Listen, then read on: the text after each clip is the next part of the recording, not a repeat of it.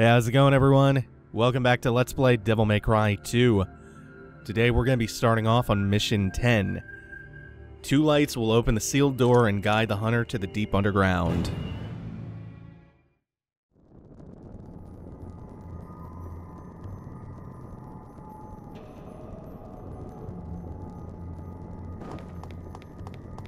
One of the big open but very empty environments that kind of characterizes a lot of DMC2.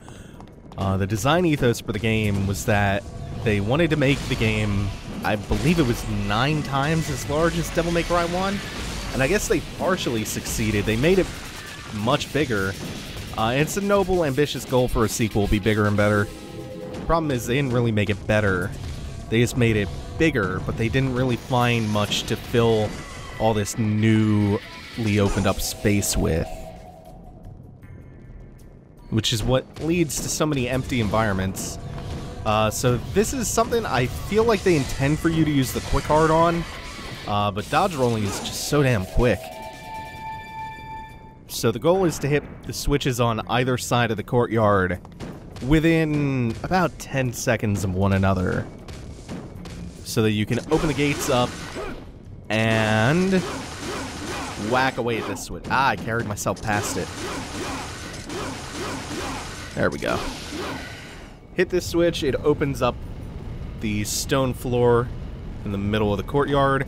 That leads to the end of the mission, but not yet. We get sucked down into a mysterious demon portal that just kind of fucking comes out of nowhere. Oh, this is bad. Oh.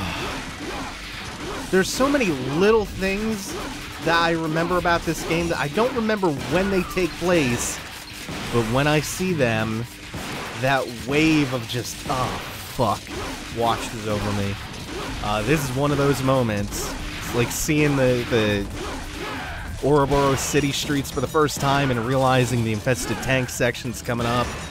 It's like realizing the elevator sections are coming up in the oil rig, and now this.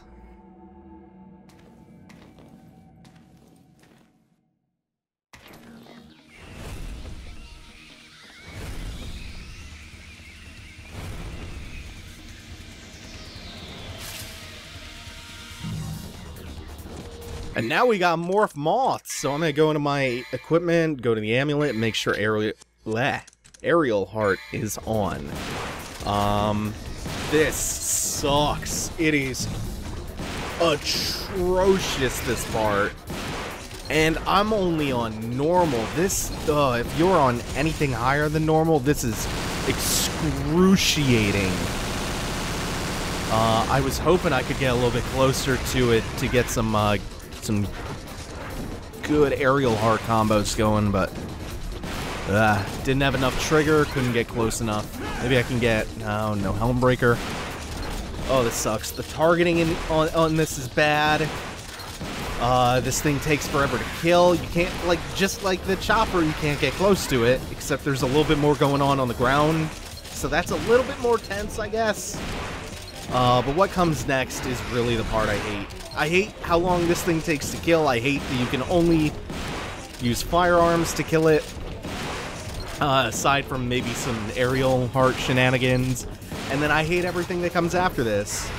Like, there's nothing good that I can say about this part, other than, like, I guess the moth boss is cool.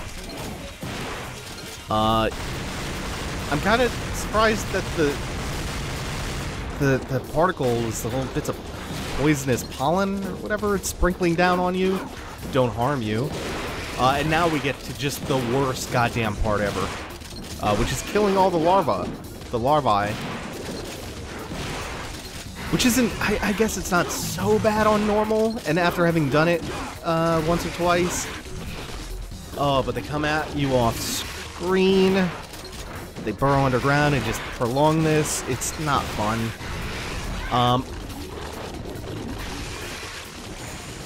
I'm not sure if that actually kills them when they eat you and you burst out of them. It looks like it kills one, but I can't tell because there are so fucking many of them. Ah, God. And you can't roll cancel out of attacks, so if they catch you in the middle of an attack animation, it's just like, I really don't like this. It doesn't feel good. Nothing's fun about this.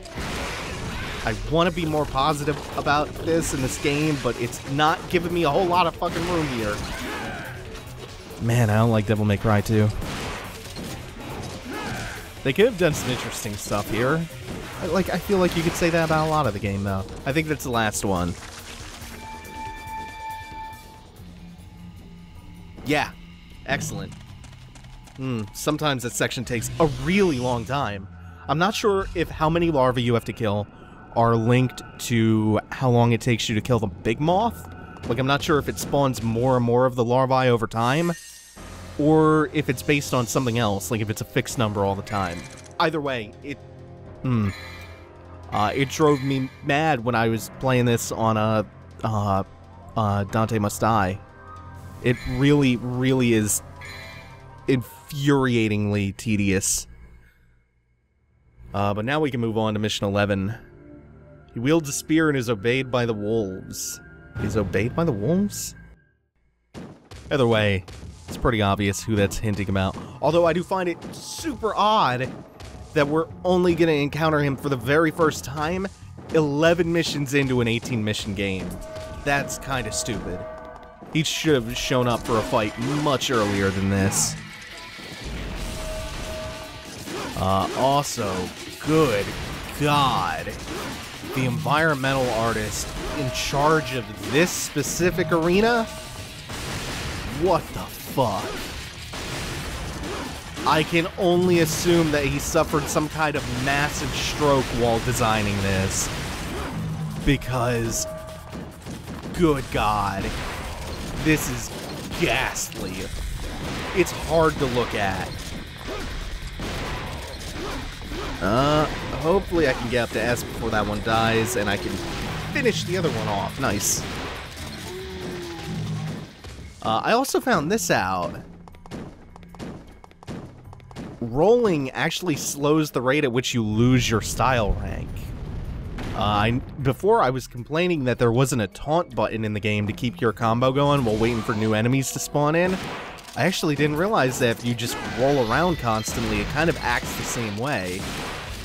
It won't completely stop it from fading out, but it's better than just standing around doing nothing.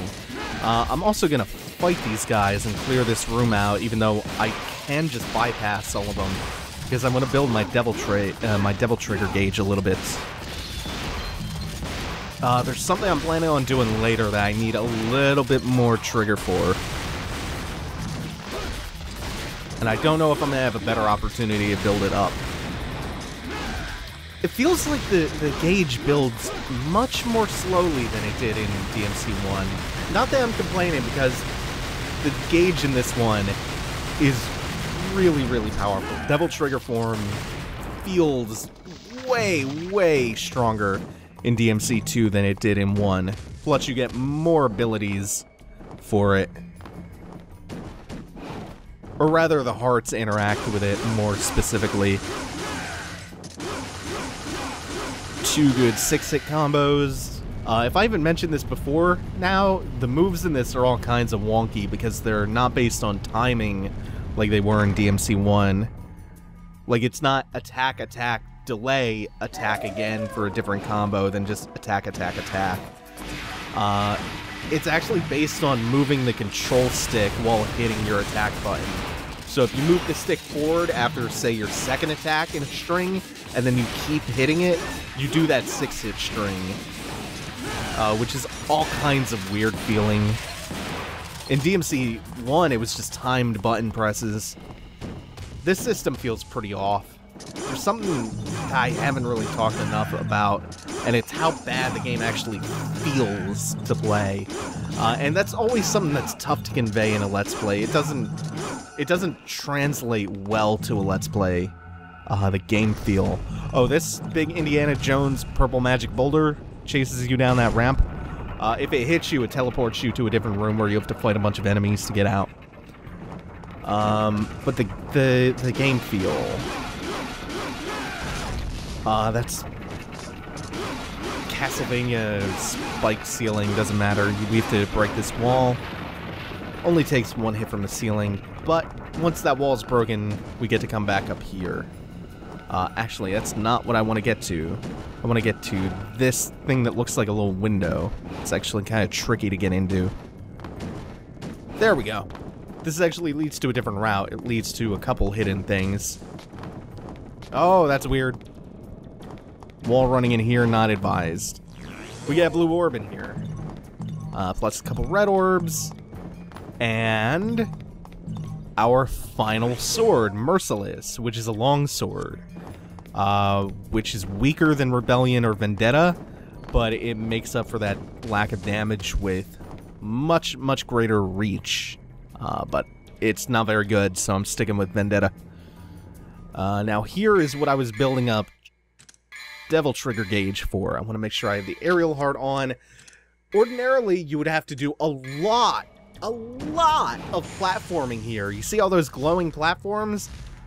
You have to make your way up from the bottom of the room, through all those platforms, to the switch at the other end of the room. But this way, I can not only grab these hidden submachine guns, I can get to another secret as well, and skip having to do the switch, and skip generally a lot of this bullshit.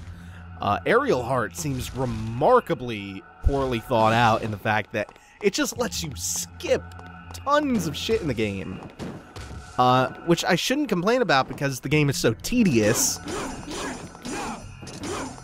But if it were a better designed game, I don't know. Like, Aerial Heart wouldn't be as good in the first place if it were a better designed game. This puzzle's kind of annoying. So each of these statues has regenerating armor. Whenever you're not hitting a statue, its armor starts to regenerate. And you have to destroy each statue within a few seconds of each other. And then, once they're all destroyed, you run as fast as you can, and you're able to pick this newly acquired heart piece up. If you're too slow destroying them, they'll respawn, and you won't be able to pick the piece up. If you destroy all three of them, and then you don't get to the heart quick enough, they will respawn, and you will, again, not be able to pick it up.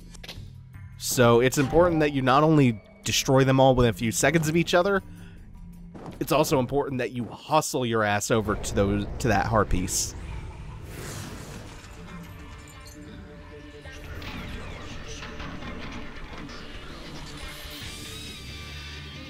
Yeah, it's time for Bulver. So you can kill the wolves, our good friends Frecky and Gary, but it's not really worthwhile. The only real problems they cause, they don't really hurt you that much throughout the fight. The only real problems they cause is they mess with the lock-on really bad. But I'm going to try to finish this as quick as possible now that I have trigger built up. So 1, 2, and then we get that combo. Yeah, I'm going to do a number on him with trigger still active. And you know what? I can finish this with a rocket. Yeah!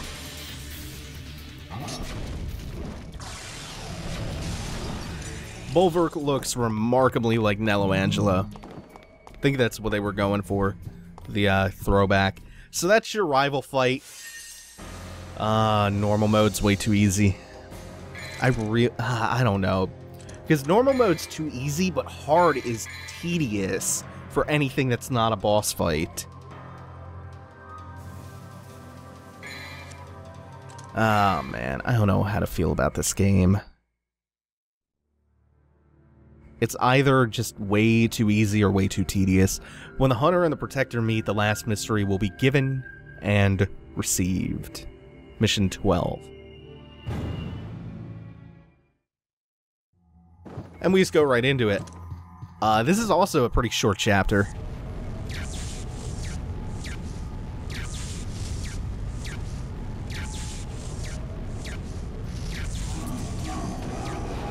Oh, this is disorienting. It's our old friends from Devil May Cry 1. I think these are one of very, very few returning enemy types. The floating skulls, the Sargassos. who weren't very threatening in Devil May Cry 1. They're still not that bad here. On higher difficulties, they will actually trigger, and they can be pretty intense to deal with. Again, though, because this game's targeting system is balls terrible, they can be pretty annoying. All of what is going on, the way the camera's pulled out, the rotation of the orbs around the room, the rotation of the room itself, it is all incredibly disorienting. Plus, depth perception in this game is fucking difficult. So breaking all those, all the diamonds floating around that central core can be a little bit challenging. Can be a little tough. So we have a statue of time back there. Goddess statue, whatever they're called. So you know there's a boss fight coming up. And that's a big obvious boss door. Before we do that, there is a secret room here. To the left when you break the statue. Now, this is an even-numbered secret room, so we'll get a blue orb piece out of here. And this is probably the last secret room I'm going to be doing. We've done 4 of these now. I think I made my point pretty well that these are shitty compared to DMC 1s, where you had to do like kind of a neat little mini challenge for a lot of the ones in DMC 1. Some of them were platforming challenges, some of them had neat little stipulations. These are just like, let's throw a couple waves of a bunch of enemies at you. And that's not fun. That's not interesting. But I did want to do one extra one because I was sitting at 3, and every even-numbered room you do is worth a blue orb piece. So, no reason not to, really. Plus, I'll build a little bit of trigger up before an impending boss fight. Get some more red orbs so I can do some upgrading after this mission. Oh yeah, and that white orb piece completely fills my devil trigger, right. Almost forgot about that. Maybe should have triggered during the actual fights themselves. So we're now working on our second health bar.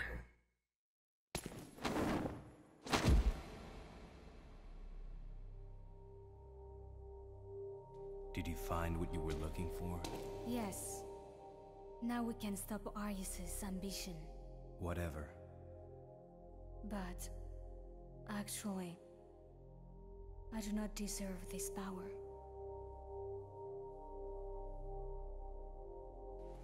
Bring this to Mathieu for me, please. I've got something that I need to take care of.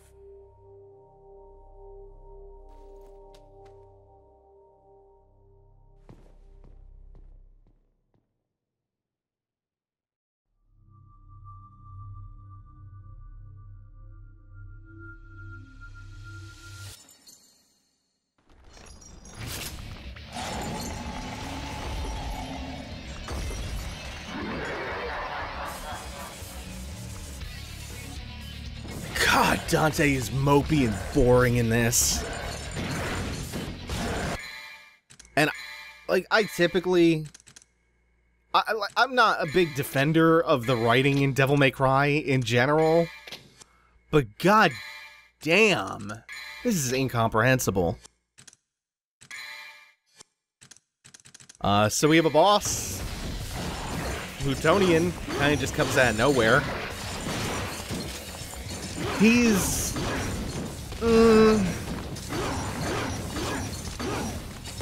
not super unique, but it's, I don't know, it's an okay fight. It's just a real simple idea and no real gimmicks here. Eventually I think he summons ads, which is not really a welcome addition to this fight.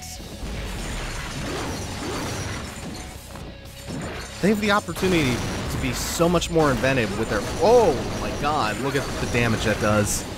They have the opportunity to be so much more inventive, and they just don't take it with this game.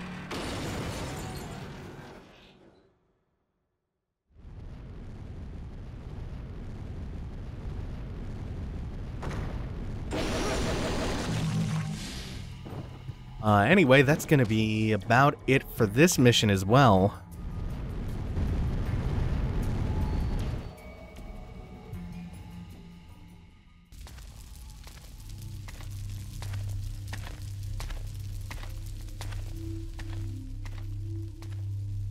It seems you have obtained the final arcana. It's from your daughter.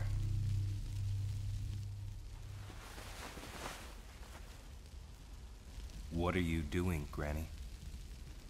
There is one more thing I need to ask of you, son of Sparta. My daughter went to face Arius all by herself.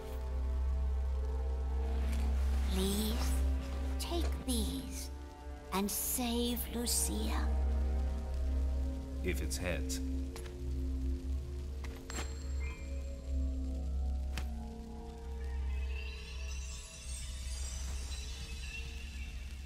Your lucky streak continues, Granny. What the hell was that? Is Dante Two-Face now? God, I think I read a comment earlier that was like, that was almost word for word that, and I wasn't quite sure what the person was talking about. God, I don't like this game very much. But we don't have much of it left to go. Cause for celebration. Thanks for watching, everyone. Take it easy. Have a good one.